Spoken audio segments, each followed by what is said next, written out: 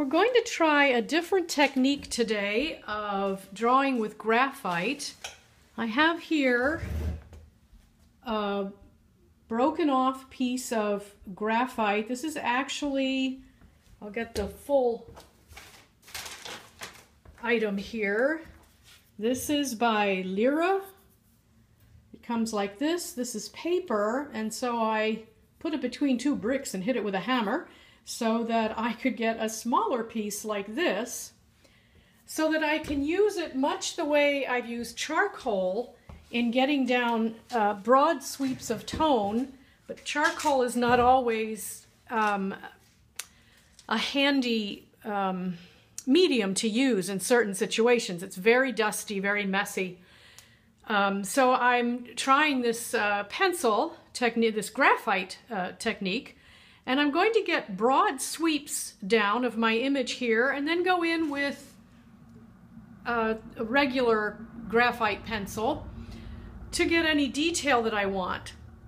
And the image I'm going to use is this picture that we have actually seen before. And what I've learned is that when I work on the same image multiple times, I begin to get that shape into my, I don't know, my being or something, a sort of muscle memory, and can much more intuitively put it down somewhat accurately. So we're not going to do any formal measuring, that is, any comparative measuring that I've shown you in the past, no rulers. It doesn't mean we're not going to measure. If anyone ever tells you that they never measure, they're not lying. They maybe just don't realize or have forgotten that they have learned an intuitive sense of proportions. So we're going to rely this time on our intuitive sense. And what I'm going to do is get down sort of a rough shape of this image. I know from previous encounters with it that it is just about square. So that helps me in terms of getting down the first big shape. And I can do it quickly with this graphite chunk.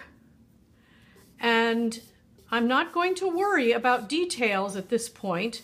I'm going to really rely on my sense of intuition, and I'm not worrying about going outside edges where edges belong, because I'm going to use my trusty, and what did I do with it? My trusty eraser. This is a kneaded eraser. It's one of my favorites. You can use a hard eraser, but with this as my companion, I can go in and I won't call it making corrections. I'll just call it drawing with the eraser.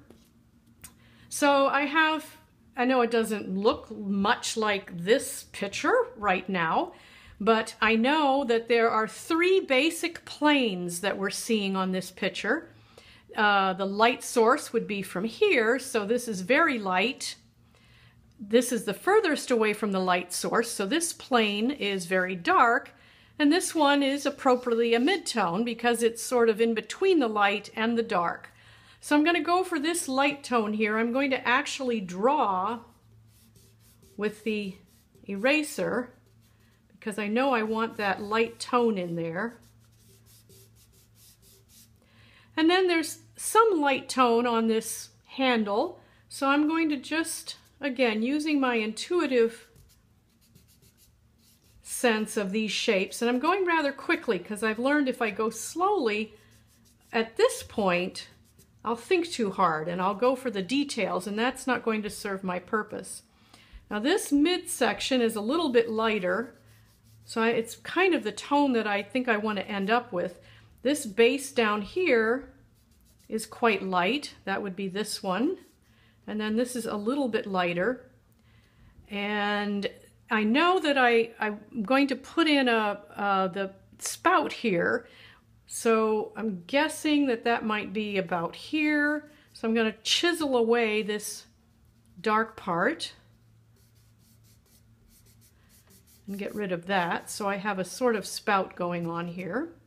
And I'm not going to worry if it's too skinny or too fat at this point.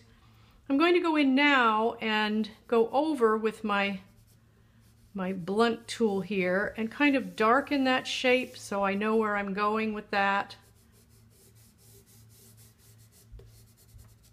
And get that spout in. And I know this is quite dark down here, and then this is very dark. So I already have a sort of shape here. I'm going to define this edge a little bit just so I don't lose track of where I'm going. And even if these proportions are not completely accurate, it's a kind of a fun shape. So I'm also using this image here as my starting point, as an idea for looking at planes, looking at angles, because there's some fun ones in here. And just making an interesting shape, even if it's not exactly what the reference is. And I'm going to put down a piece of paper now under my fist so I won't be getting graphite all over my hand and then all over the drawing. And I'm going to zero in now with the pencil to get a little more refined tone here. And I already have a nice base that I got with the large piece of graphite. So now I'm just basically darkening, and as we learned with cross hatching, I went this way with this big blunt tool. So I'm going to go a sort of angled direction to get that filled in a little bit. And I will continue on for as much as it interests me. I might decide that I don't like where this is going, and I'll just try another one because it can go down so quickly. I tried quite a few here. Whoops, sorry about that. And they're kind of fun. And I wasn't worried that it wasn't exactly the same shape. I was kind of enjoying these textured marks. I was working on a surface that wasn't very smooth. This one I got fairly refined, and this one I completely invented my own handle.